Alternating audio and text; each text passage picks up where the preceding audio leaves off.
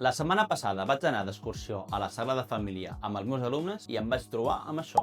Uns nombres molt estranys col·locats a una de les façanes de l'edifici, concretament a la façana de la Passió, que representa els últims dies de Crist.